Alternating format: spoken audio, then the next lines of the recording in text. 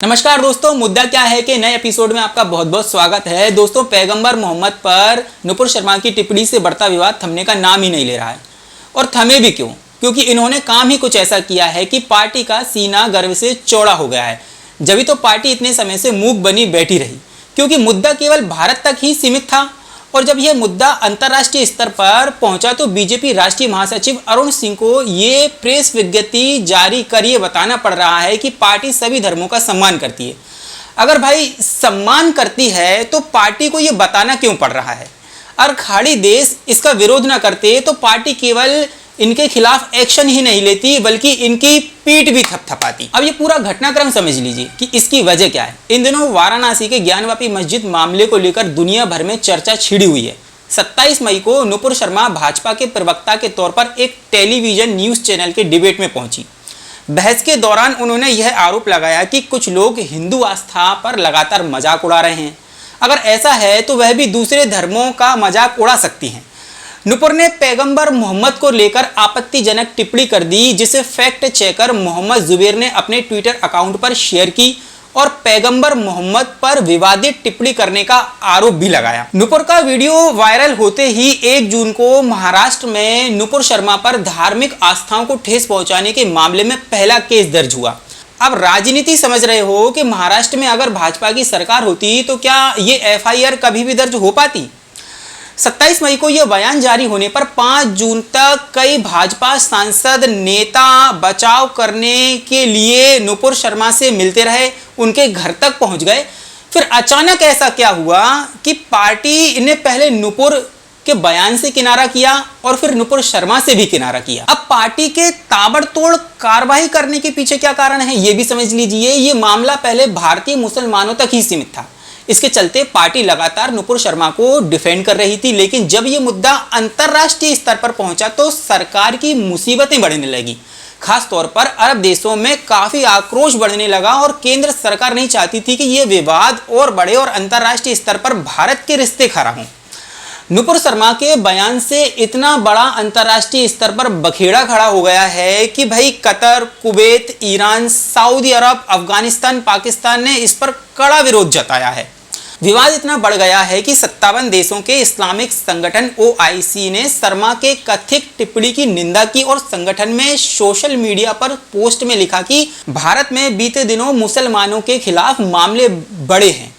हालांकि इस बयान के चलते विदेश मंत्रालय ने OIC के इस बयान को खारिज कर दिया। मुस्लिम देशों की आपत्ति पर भारत सरकार को फौरन एक्शन लेना क्यों पड़ी, यह भी समझना होगा। और ऐसी क्या मजबूरी है दोस्तों, एक एक करके सभी वजह को हम जानेंगे। तो सबसे पहली वजह क्या है वो मैं आप लोगों को बताना चाहता हूं कि तेल और गैस पर भारत की गल्फ देशों पर निर्भरता। पेट्रोलियम मंत्री हरदीप पुरी ने इसी साल मार्च के महीने में यह कहा था कि भारत में 5 मिलियन बैरल तेल की आवश्यकता होती है और इसका 60% गल्फ देशों से आता है। बीते कुछ सालों में भले ही इसकी निर्भरता में कमी आई हो, लेकिन भारत में खपत होने वाला तेल का एक बड़ा हिस्सा यहीं से आता है।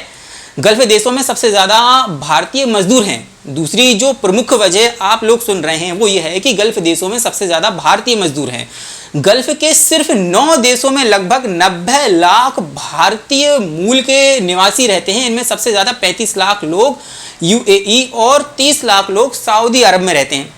UAE और सऊदी अरब में तो भारतीय लोगों के रिटेल स्टोर हैं, रेस्टोरेंट भी हैं। ऐसे में नुपुर शर्मा के बयान के बाद कतर और UAE में सोशल मीडिया पर बायकॉट इंडिया ट्रेंड करने लगा है। इन देशों में रहने वाले भारतीयों के बिजनेस और काम पर भी गहरा असर पड़ रहा है। दोस्तों, भारत आने वाली जो विदेशी मुद्रा है वो तीसरी सबसे बड़ी है, क्योंकि भारत आने वाली विदेशी मुद्रा में गल्फ देश सबसे आगे हैं। भारत का लगभग 53% विदेशी पैसा 5 गल्फ देशों से आता है। RBI की रिपोर्ट के मुताबिक हम अगर बात करें तो पैसों का 59% हिस्सा महाराष्ट्र, UP और पश्चिम बंगाल में आता है। गल्फ देशों के साथ भारत का एक बड़ा व्यापार भी है। इस बात पे भी डिस्कस करना बहुत ज़रूरी है, क्योंकि ये भी एक बहुत ही इंपॉर्टेंट वजह है। इसमें हम आप लोगों को बताना चाहते हैं कि केंद्रीय वाणिज्य मंत्रालय ने अपनी रिपोर्ट में बताया है कि UAE और सऊदी अरब, कतर भारत के टॉप ट्रेंडिंग पार्टनर हैं। यही नहीं, अमेरिका के बाद यूएई भारत के लिए दूसरा सबसे बड़ा ट्रेड डेस्टिनेशन है। 2021 की बात करें तो भारत यूएई के बीच में 5.66 लाख करोड़ का बिजनेस हुआ था। इसके अलावा सऊदी अरब भारत का चौथा सबसे बड़ा ट्रेडिंग पार्टनर है। इन 5 देशों में भारत का सबसे ज्यादा एक्सपोर्ट जो होता है, आप आंकड़े स्क्रीन पर साफ तौर पर देख पा रहे होंगे कि किस देश से कितना एक्सपोर्ट भारत करता है। अब गल्फ देशों में भारत का कल्चर और हिस्टोरिकल जो है आपका जुड़ाव भी बहुत है। इसके बारे में हम किसी अगले सेशन में बात करेंगे कि ये थोड़ा सा एक अलग मुद्दा हो जाता है। लेकिन हम टॉपिक पर वापस आते हैं और बात करते हैं कि आपको नहीं लगता कि इन मामलों में कोड ऑफ कंडक्ट तय हो? भारत सरकार को यह तय करना चाहिए कि ऐसे बयान देने वाले किसी भी व्यक्ति को, कोई भी धर्म का, कोई भी समुदाय का हो, उसके खिलाफ कड़ी कार्रवाई की जाना चाहिए, जिससे हेट स्पीच देने वालों पर पूरी तरह से रोक लगाई जा सके और भारत की छवि खराब ना हो। हेट स्पीच देने वाला किसी भी धर्म का हो सकता है, किसी भी समुदाय का हो सकता है, वह किसी भी तरीके से उस पर अंकुश लगाना जरूरी है। इससे भारत की छवि कहीं ना कहीं बहुत हद तक जो है खराब भी होती है।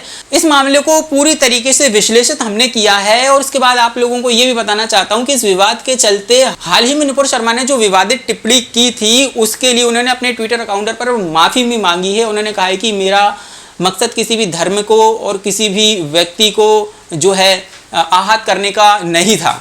इस पर एक ट्वीट भी नुपुर शर्मा ने जारी किया है। लेकिन आप हमें ये बताइए कि क्या किसी भी मुस्लिम कंट्री या किसी भी एक ऐसा समुदाय जिसके खिलाफ टिप्पणी की गई है, वो कहाँ तक सही है और कहाँ तक गलत है? अब नुपुर शर्मा द्वारा दिए गए इस विवादित बयान को लेकर आप लोगों की क्या राय है, आप मुझे कमेंट सेक्शन में ज़रूर से ज़रूर बता सकते हैं। तो फिर मैं मिलता हूँ किसी अगले एपिसोड में, आपसे चर्चा करेंगे। तब तक के लिए मुझे इजाज़त दीजिए। जय हिंद और धन्यवाद।